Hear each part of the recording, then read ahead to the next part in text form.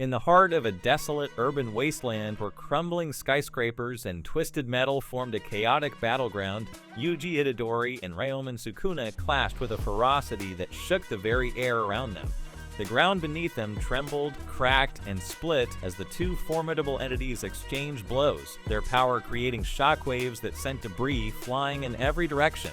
Yuji, though possessed by the malevolent Sukuna, fought with a resolve and determination that transcended his own fears.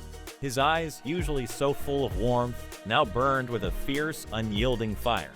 He moved with an agility that belied his young age, his body a blur as he dodged Sukuna's devastating attacks. Each punch and kick was executed with precision, a testament to his rigorous training and his indomitable will to protect those he cared about. Sukuna, the king of curses, was a being of terrifying grace and strength. His four-faced grin seemed to mock Yuji as he effortlessly deflected the boy's strikes with an almost casual ease. The curse's power was palpable, a dark and oppressive force that seemed to warp reality itself. His movements were a dance of destruction, each swing of his enormous katana carving through the air with a deadly elegance. Despite the overwhelming odds, Yuji pressed on. His cursed energy, though not as vast as Sukuna's, was fueled by his desperation and the desire to maintain his own humanity. He focused on his breathing, channeling his energy into each attack. His techniques, though not as refined as Sukuna's, were executed with a raw, primal intensity that spoke of his unwavering spirit. The clash of their abilities created a cacophony of sound and light. Yuji's hits landed with a thunderous impact, each one resonating with the weight of his conviction.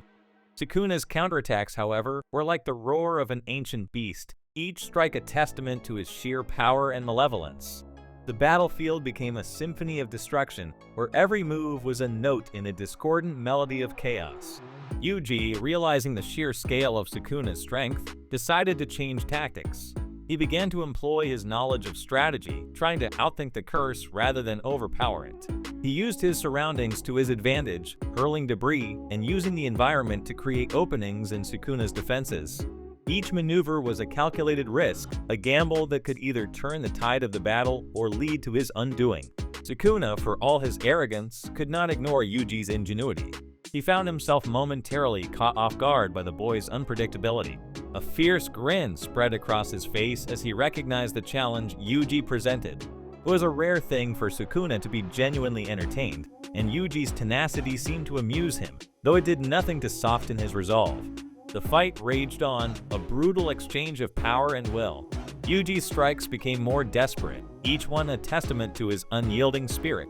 Sukuna, on the other hand, began to display his full range of abilities, using his mastery of cursed techniques to conjure terrifyingly destructive spells. The very fabric of reality seemed to warp under the weight of their battle, and the landscape was scarred by their conflict. As the battle reached its climax, Yuji, exhausted but unbroken, found a momentary surge of strength. He unleashed a powerful technique, one that combined his physical prowess with his cursed energy in a way he had never attempted before. The resulting attack was a blinding, searing force that seemed to challenge the very darkness that Sukuna embodied. Sukuna, taken aback by the sheer intensity of the assault, was momentarily forced onto the defensive. His grin faltered, replaced by a look of genuine surprise. For a moment, it seemed as though Yuji might actually succeed in turning the tide of the battle. But Sukuna, ever the formidable adversary, quickly regained his composure. With a roar that echoed through the battlefield, he unleashed his full power. The clash between Yuji's final, desperate attack and Sukuna's overwhelming force was cataclysmic. The air crackled with energy, and the ground shattered under the pressure. In the aftermath, as the dust began to settle, Yuji lay on the ground, battered and bruised, but still conscious. Sukuna stood over him, victorious, but with a newfound respect for the boy who had dared to challenge him. Their fight had been one of monumental scale, a testament to the clash of opposing forces. Sukuna's grin returned, not as a mark of cruelty, but as a sign of his begrudging admiration. "You've got spirit," he said, his voice a low growl. "I'll give you that." Yuji, despite his exhaustion, managed a defiant smile. "As long as I'm breathing, I'll keep fighting."